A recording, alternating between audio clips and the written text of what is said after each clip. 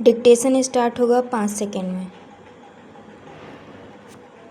देश की आर्थिक अवस्था का जो विवरण वित्त मंत्री जी ने हमारे सामने प्रस्तुत किया है वह संतोषजनक है।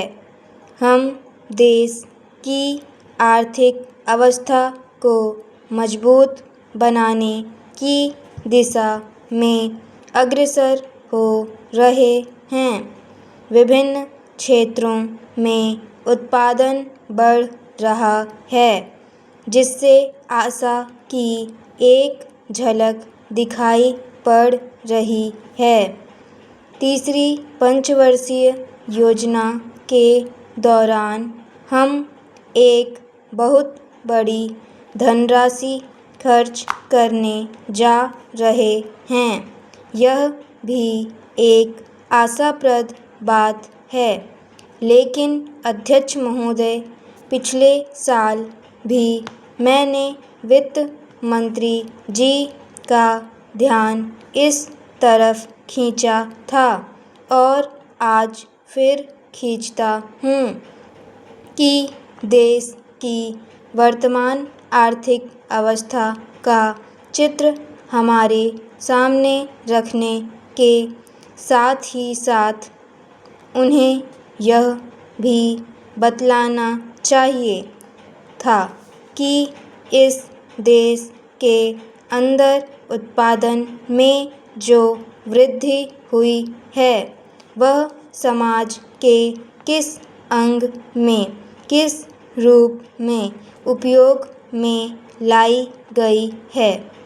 आज हिंदुस्तान की सबसे बड़ी समस्या गरीबी और बेकारी को खत्म करना है। ये दोनों समस्याएं हमारे समाज के अंदर कैंसर की बीमारी की तरह से हैं।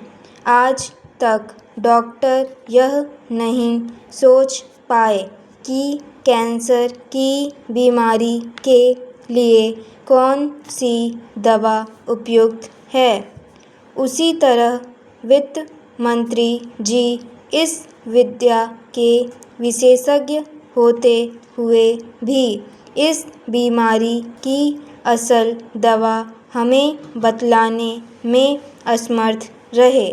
यह ठीक है कि बेकारों की बेकारी की समस्या को महसूस करते हैं, लेकिन हम देखते हैं कि जैसे जैसे हमारी योजना का काम आगे बढ़ता जाता है, वैसे वैसे यह पता लगता है कि बेकारी भी उसी गति से बढ़ती जा रही है।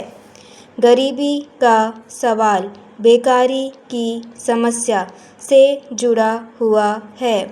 अगर लोगों को काम मिलेगा तो बेकारी दूर होगी और देश से गरीबी भी दूर होती जाएगी।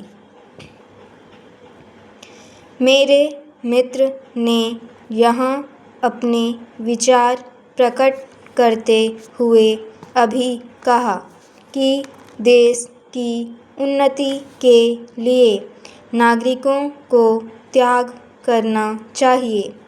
मैं इस बात को बहुत अच्छी तरह से महसूस करता हूँ और हमारे देश की जनता भी इसको अच्छी तरह से जानती है कि बिना कष्ट उठाए पूंजी जमा नहीं हो सकती और बिना पूंजी के विकास नहीं हो सकता।